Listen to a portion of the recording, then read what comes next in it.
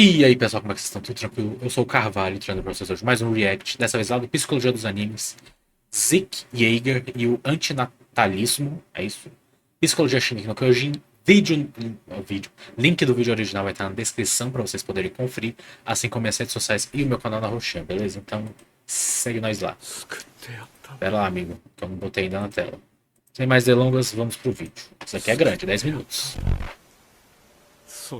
Charles Manson, exceto uma coisa, liberdade sobre sua atitude em qualquer circunstância da vida. Dr. Frank é um neuropsiquiatra. E daí pareceu com a Eu sou introdução Rafael, do... psicólogo, e há 6 meses esse Classroom of canal the se tornou Elite. um dos significados da minha vida. Hoje vamos louco. falar sobre antinatalismo, relação parental e significado de vida. Eu já não sei o que é Hoje é dia de antinatalismo. Zeke Yeager. Pessoal, até o minuto que está escrito aí na tela vai ter spoiler apenas do anime. Depois disso terá spoiler do mangá para finalizar a análise. Quando chegar no momento também eu avisarei. Ok. Vamos lá. Zeke não teve Tô uma boa tranquilo. presença paterna, não teve uma boa presença materna, mas em Shingeki, quem é que teve? Só que ele tinha pais ausentes, negligentes, que ainda impunham coisas pra ele fazer. Uma responsabilidade alta para uma criança de 7 anos, mas bem-vindo, se você é um Eldiano em Marley, é isso que acontece. Porque os seus parentes viam ali no Zeke mínimo uma é isso, né? oportunidade O para mínimo. entrar no exército de Marley e se tornarem cidadãos honoráveis. Então eles foram tratando o Zeke ali como uma arma, como um objeto, e esqueceram da função parental deles. E o Zeke aparentava não gostar daquilo. Afinal, nem habilidades ele tinha para ser um guerreiro. Ele tava ali forçado. Pois, como é mostrado no episódio 15, nesse belíssimo episódio 15, inclusive, o Zeke queria se comportar como uma criança, queria brincar. Só que ele não tinha essa atenção e não tinha dos pais, porque sempre o pai dele estava ocupado. Tava muito focado nas reuniões dos restauracionistas. Só que a vida do Zeke vai mudar quando ele encontra Tom Kizaver. Esse senhor tinha se visto no Zeke. Afinal, ele também não tinha tantas habilidades assim como o menino. E ele fez um processo ali de identificação com ele. Ele viu aquela criança sem qualidades para ser um guerreiro. Ele se viu naquela situação. E ele também via no Zeke a imagem do filho que ele perdeu. E o Tom Kizaver, quando encontra o Zeke, ele faz uma coisa que talvez o Zeke não tinha recebido ainda. Um simples elogio. E um elogio faz diferença na vida de todo mundo. E ainda mais de uma criança. Com uma atitude Que nunca simples, ele recebeu. fez o Zeke se sentir importante. Com a atitude da criança, quando ela faz algo diferente, ela quer te mostrar. Ela quer que você valide aquilo. Ela se sente importante dessa forma. E o Zeke não tinha isso. A psicóloga Diana Bowring, que era famosa pelas pesquisas com estilos parentais, ela vai descrever 4 tipos de pais: o participativo, o autoritário, o permissivo e o negligente. E dessas formas, o com melhor resultado são os participativos, que delimitam regras e estão ativos na vida do filho. O Grisha e a Dina se encaixavam nas outras 3, principalmente na negligente e Caraca. autoritária. Se Autoritária encaixou pelo em fato, todas, filho, você vai acreditar menos nisso, na você melhor. vai fazer É isso isso. aí. E negligente por não dar atenção à criança. Ou seja, não tinha o primeiro tipo, participativo. Tinha os outros 3 que causam problemas no desenvolvimento da criança. Ele tinha ali a obrigação de ser um guerreiro, de carregar meio que a família nas costas. E ainda não tinha um pai que pudesse ouvi-lo. O Zeke fica muito feliz esse dia e tenta ir contar isso para o pai. Só que ele não consegue. Afinal, eles estão preocupados com outras coisas. Capaz E ali que a o gente vai quadro ter ali uma tá torto, não tá ruptura. não? Zeke passa a contar seus planos e objetivos pro Kizaver, e aos poucos o Kizaver vai se tornando a figura paterna do Zeke. O papel da figura paterna não está limitado à presença do pai, a figura do pai biológico. Ela pode ser exercida por avós, tios, irmãos mais velhos ou outras pessoas. Existem muitas formas de substituir essa presença paterna. E o Naruto Zeke é um percebe que exemplo. os seus pais vão ser pegos, Ele que mesmo toda a sua botou, família né? vai ser pega pelo exército de Marley. Ele tenta alertar os pais, mais uma vez em vão. Com isso, ele vai falar com a única pessoa que de fato ouvia ele. E o Tom fica desesperado. Como eu falei, o Tom se identificava no Zeke. E o Zeke, que inclusive já estava conformado, já estava até despedindo do Tom. E o Tom, por gostar demais daquela criança, por se identificar muito com ela e pensar exclusivamente nela, ele pede pro Zeke denunciar os pais dele para ele se salvar e salvar os avós. E então a gente vê uma criança de 7 anos que tinha uma decisão nas mãos. E uma decisão que não era para ela ter. E ele vai lá e entrega os seus pais. Então após isso ele vai viver com seus avós, continua tendo essa relação de proximidade com o Tom, e isso também vai levar a ele a ter uma filosofia diferente. Fica implícito no episódio, fica implícito no mangá. O Zeke ouve o zelador falar para sua família: por que vocês ainda continuam fazendo filhos. Depois que o Tom Kiesaver também conta para o Zeke da sua família que ele perdeu. E ele fala, se a menos eu não tivesse nascido nesse mundo. Ou seja, o Zeke encontrou alguém que admirava e que tinha pensamentos parecidos com o dele. O que reforçou mais ainda a ideia dele, que é uma espécie de antinatalismo. A filosofia do Zeke com os Eldianos é compartilhada pelo filósofo sul-africano David Benatar, considerado inclusive o filósofo mais pessimista do mundo. Ele vai falar, abre aspas, que as pessoas deveriam parar de ter filhos por compaixão, já que para ele o mundo é um lugar de sofrimento. Na visão desse filósofo, reproduzia intrinsecamente cruel. O filósofo Schopenhauer também pensava de forma parecida. Ele também era um filósofo pessimista sobre essa questão da existência. Esse livro do Benatar, chamado Melhor Nunca Ter Sido, Os Danos de Vir à Existência, trouxe uns pontos. Eu entendi a visão dele, só que eu vi como um limitador de que a vida se resume a dor e prazer. Ou seja, a vida não vale a pena porque, segundo ele, a dor é maior que o prazer. Ele meio que reduz a nossa existência a esses dois fatores. E eu discordo veementemente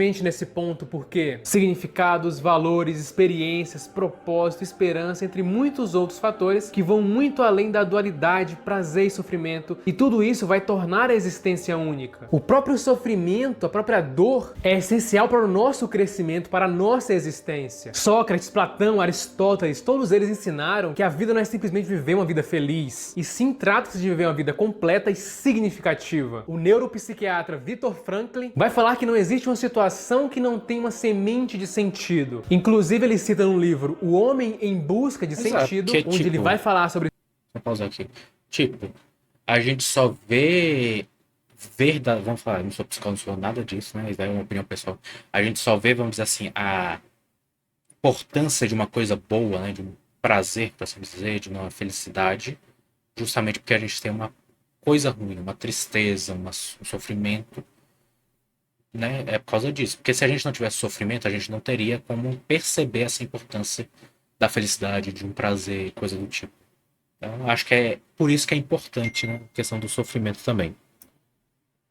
Voltar aqui. Inclusive, ele cita no livro O Homem em Busca de Sentido, onde ele vai falar sobre suas experiências nos campos de concentração, e ele vai citar muito que sempre tentou achar um significado naquilo. Eu interpretaria que o Zeke não encontrou essa felicidade, e por isso ele achou que as outras pessoas não encontrariam também. Ou seja, ele não enxergava os significados, e com a morte do Kiesaver, isso acaba piorando. E fundamental para ele se tornar o que ele é. E o Zeke vai viver com essa ideia que não era compartilhada, ou seja, não era debatida, não tinha alguém para contrapor esse argumento dele, e após ali a morte do Tom, ele vai passar a ser alguém muito cruel com os Eldianos, porque ele acredita que os Eldianos estão se salvando. Como eu falei no vídeo da Nina, ele entra ali no complexo da compaixão. Aquilo começa a virar uma rotina para ele, e ele começa a ser extremamente cruel. E ele parece usar ali o que chamamos na psicanálise de mecanismo de defesa, no caso dele, um mecanismo de fantasia, que ele tenta imaginar ali uma outra situação para dar sentido ao que ele está fazendo. Na Tropa de Exploração, ele começa a tacar pedras e ele se imagina em um jogo de beisebol. Talvez para não parecer que aquilo tudo é muito cruel. Tanto que em um momento ele questiona aquelas ações. E ele vai lá e amassa a pedra e se pergunta: "Oh, você ficou tão sério. Por que você está ficando igual ao seu pai? Por que você está fazendo igual ao seu pai?" Porque o Zeke tentava ser o oposto do Grisha. Grisha, pra ele, era alguém muito sério, que estava preocupado com questões sérias. O Zeke tenta levar as coisas mais descontraídas. O Zeke parece uma pessoa amável com seus avós. Nem parece o mesmo indivíduo que matou personagens que gostamos bastante. Afinal, ele sempre será lembrado pela cruel morte do Mick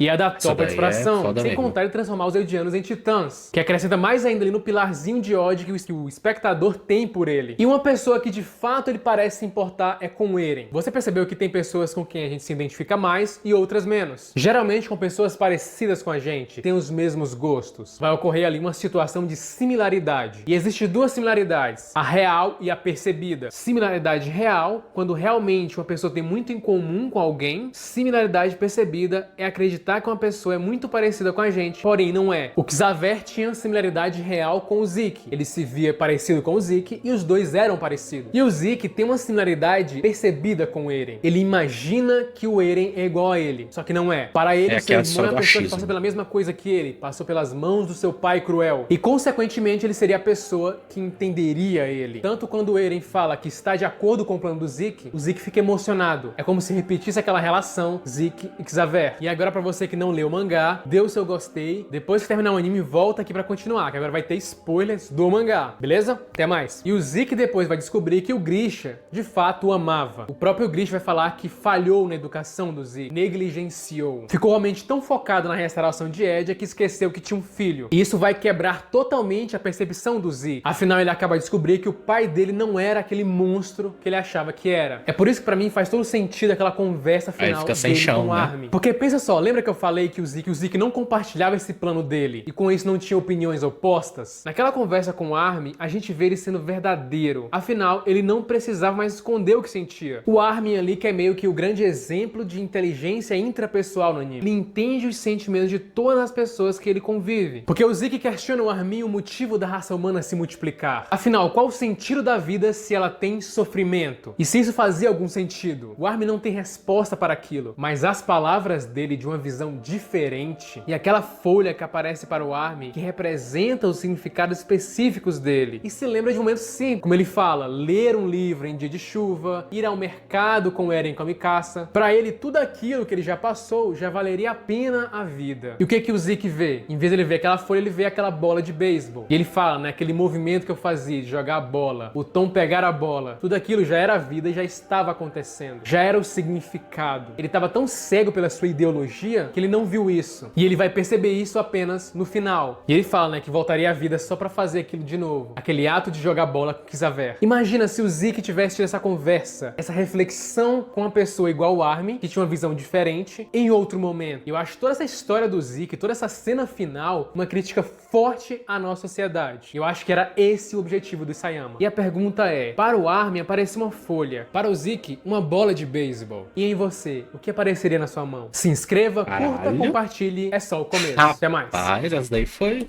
profunda, viu? Eita porra, calma aí. Foi profunda essa daí, viu? Pô, muito legal, velho, muito legal. Que é aquela história, você assiste, você nunca pensa que, por exemplo, um personagem vai ser baseado nessa questão da existência, né? Por que existir, por que nascer, e por assim dizer, né? Muito foda, velho. Gostei bastante do vídeo. Que realmente nunca parei pra pensar nessa questão assim muito a fundo do Zeke, da existência e tudo mais. Eu gostei bastante. E é isso. Espero que vocês tenham gostado. Se gostaram, deixa o like, se inscreve que ajuda demais o canal. E nos vemos na próxima. Falou!